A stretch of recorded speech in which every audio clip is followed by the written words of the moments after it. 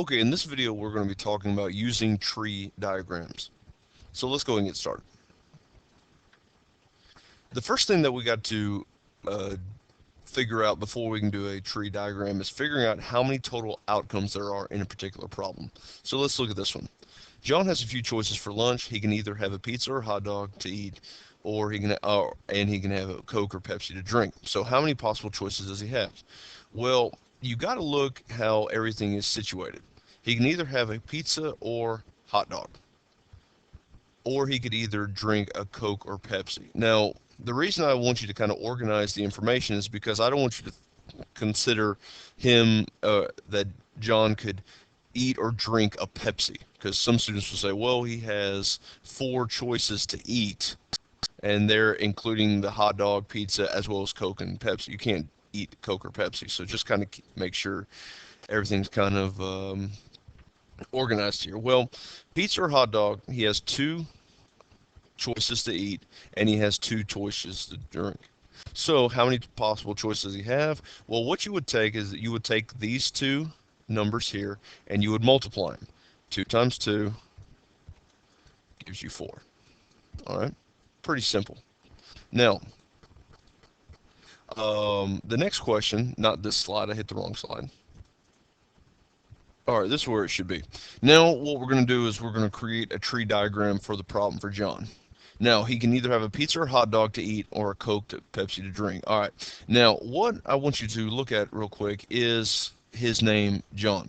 So this is going to be what I would call the root of the tree. And the root of the tree means where it's starting. So the root of the tree is where it's starting. So from here, we are going to build our tree diagram. Now, here's what I want you to go back to the original problem and notice. Pizza or hot dog. Those are 2 choices. So that means from the root, we will have 2 branches to represent his 2 choices to eat. So this would be our pizza. I'm just going to abbreviate PIZ. And then this would be our hot dog, HD. Okay, so we have expanded our tree to 2 branches. Now the next thing is he could either have a Coke or he can have a Pepsi. That, once again, that is 2 more options for drinks. So now what that means is we are going to go to pizza and we are going to expand it by 2 branches, which represent the Cokes or the Pepsi for drinks, okay? And we have to do the same thing for the hot dog as well as or we got to do the same thing for the hot dog. And so this would be Coke, this would be pizza. I'm sorry, that would be Pepsi. This would be Coke, this would be Pepsi.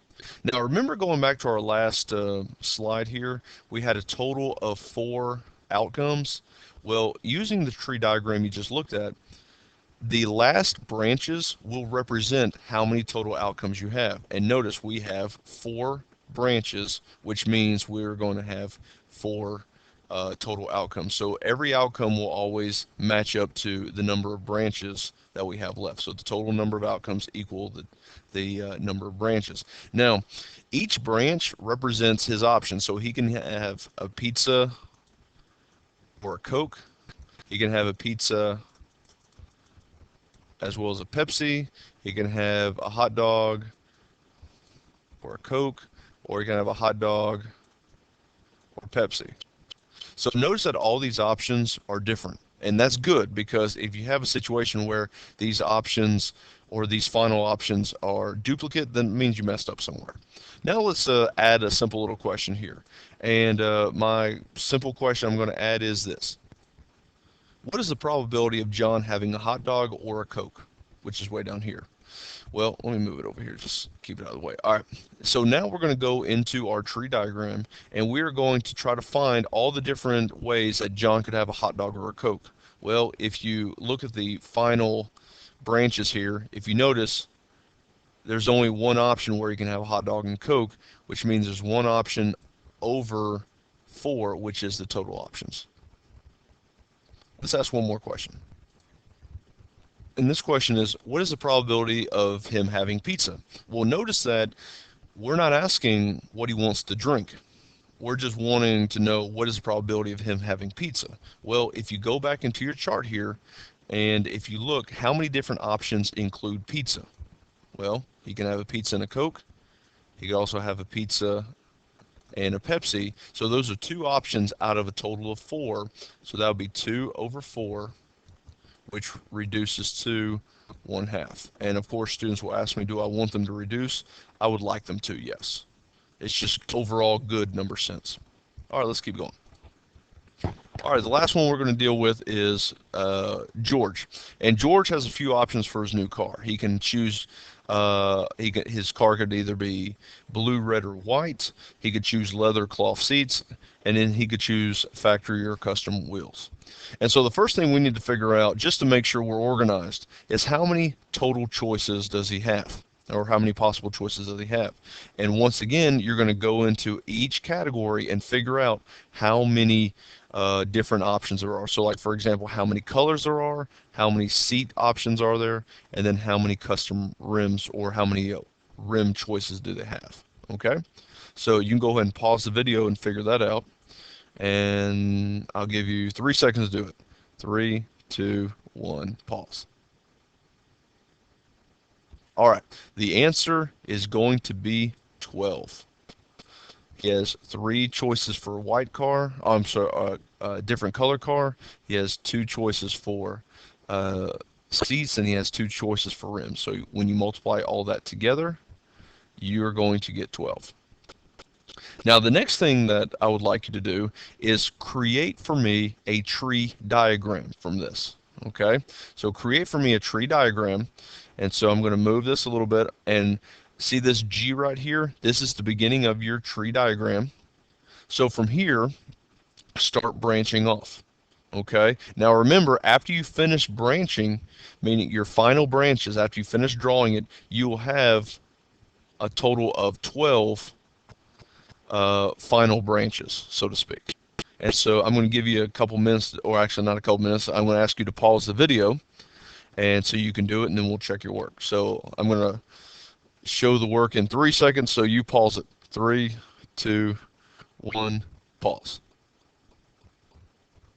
All right, so if you did it correctly, it would look something like this right here. Okay, you have George, which is the root here, and then you have blue, red, or white, and then from here you have a choice between leather and cloth for all of them, and then from cloth, or from the leather and cloth, you have 2 options for rims. So if you were to add my final branches up, you'll get a total of 12.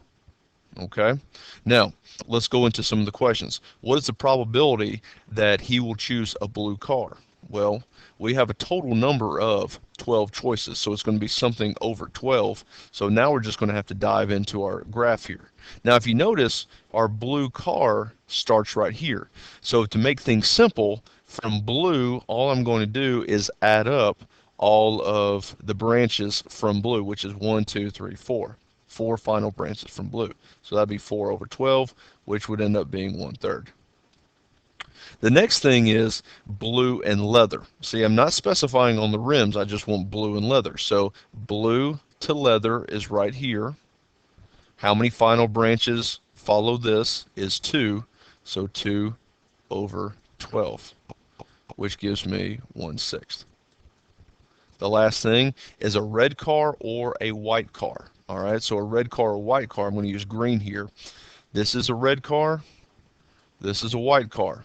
So that means everything else beyond the R and W in my tree is what I'm looking for. So that would be 1, 2, 3, 4, 5, 6, 7, 8. So 8 choices and 12, which gives me a total of 3/4. Remember, I did not specify on what kind of seats I want. I didn't specify on what kind of rims I wanted. All I wanted was a red or white car. Okay? Thank you for watching. I hope you learned something. If not, please ask me questions whenever you see me again. Thanks again.